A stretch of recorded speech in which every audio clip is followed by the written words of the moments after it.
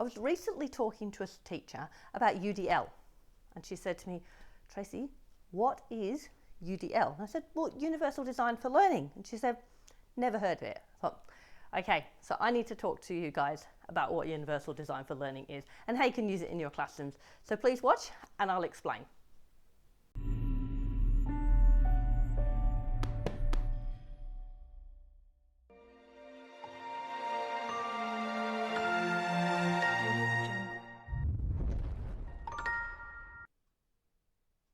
Hi, I'm Tracy Ashbridge, and today I'm going to talk about Universal Design for Learning.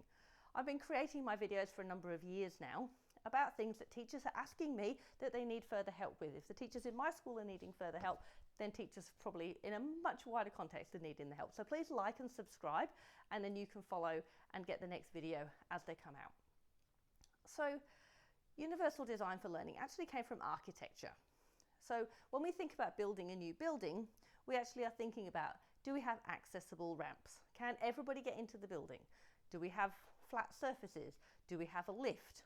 Do we have those rumble strips or outside buildings so people know where the steps are? Do we use the coloured strips for vision impaired people? Do we have a loop built in for people who are hard of hearing?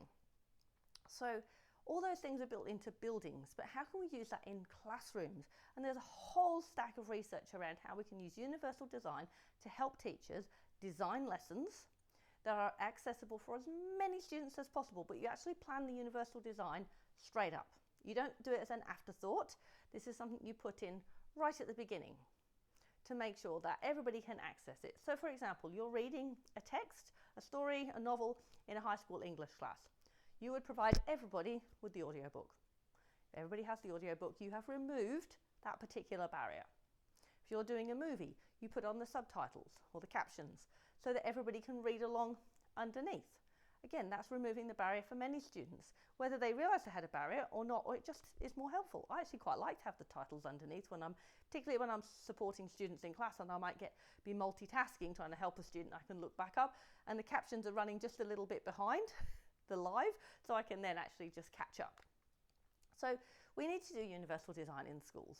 Every student is entitled to an education, and that's come from the Universal Declaration of Human Rights right back in 1948. Today, AITS will say in the teacher standards that we need to be knowing how our students learn and how to help them learn best. The Disability Discrimination Act tells us we have to look out for all students. And then beyond that, obviously we have the Nationally Consistent Collection of Data, the NCCD, where we collect the data around how we support these students.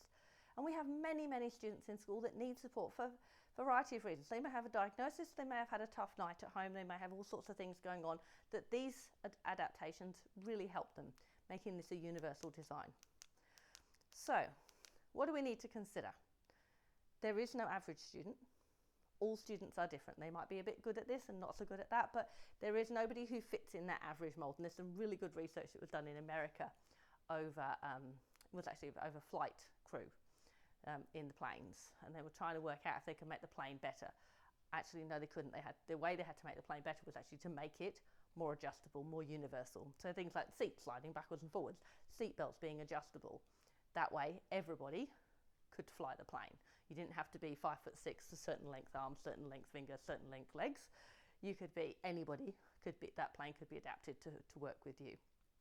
So when we're looking at universal design, we're looking at multiple methods of engagement, different ways students can engage with the task. We're looking at different ways we can represent things, give them knowledge in different ways. It might be a visual, might be a video, might be listen to a book.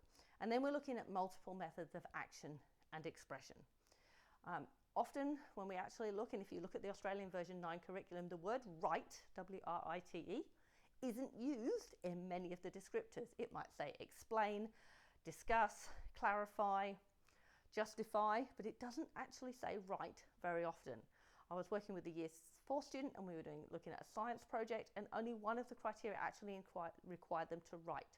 So using universal design, we're actually looking at different ways that students can show us what they know. So take a look at my blog, and I've listed some ideas there of how you can do this.